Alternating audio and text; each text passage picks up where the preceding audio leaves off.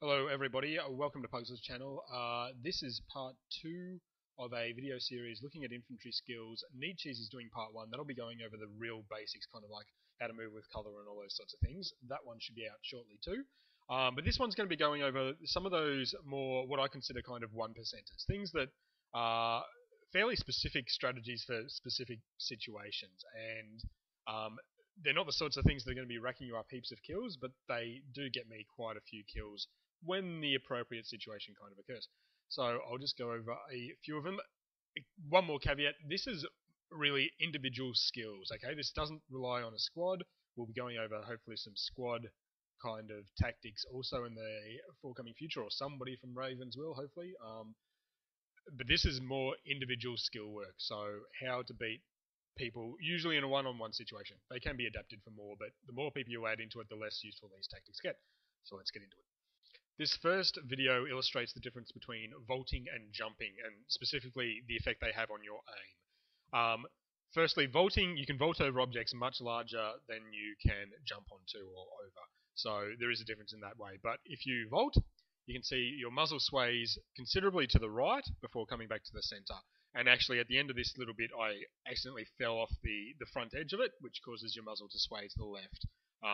So you can see both those actions cause quite a big disruption to your aim. Conversely, if you jump, and in order to jump, you actually have to hit jump quite a bit sooner than you really think you do, especially to vault.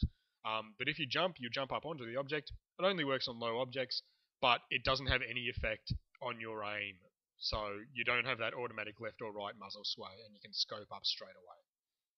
Okay, this second video is me trying to illustrate what I call focus. And focus is a general FPS skill which basically looks at what it is you're mentally expecting at any given moment in the game.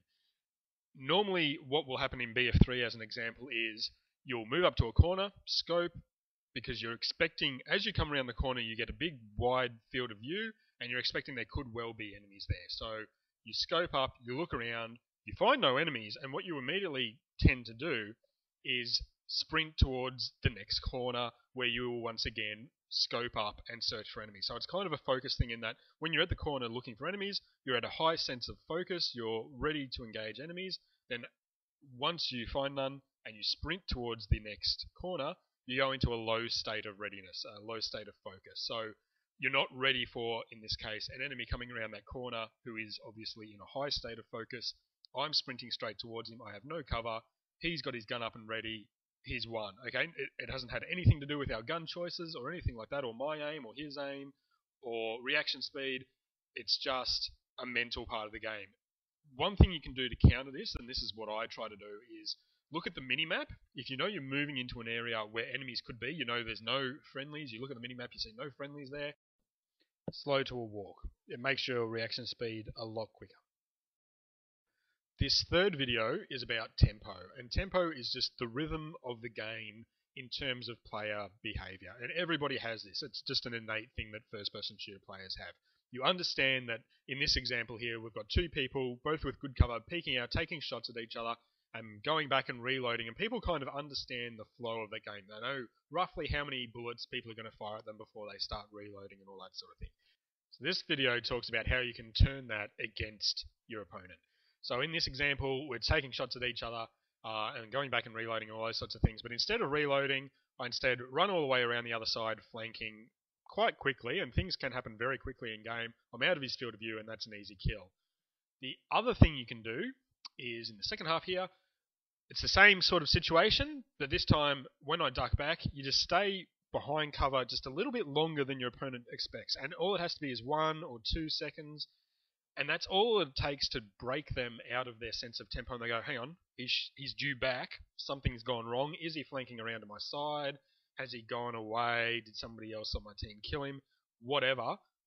When you pop back around, sometimes he'll be looking the wrong way, or he won't be focused on that corner anymore, which is when he's most deadly. And that's what you're trying to do. You're trying to get him out of that system. So that can work really well too.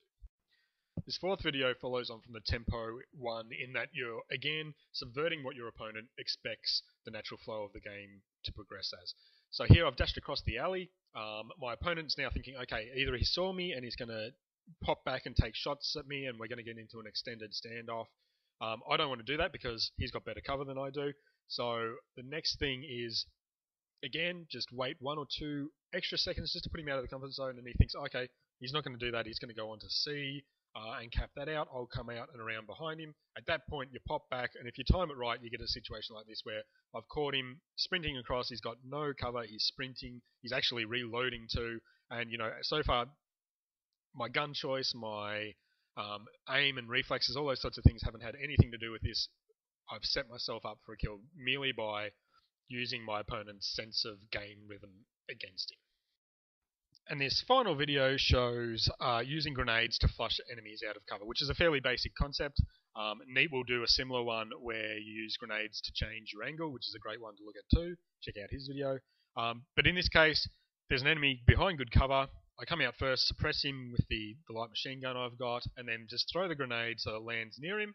He's forced to move from there, and then because he's forced to move, you're just waiting for him to come out and bang, pick up an easy kill.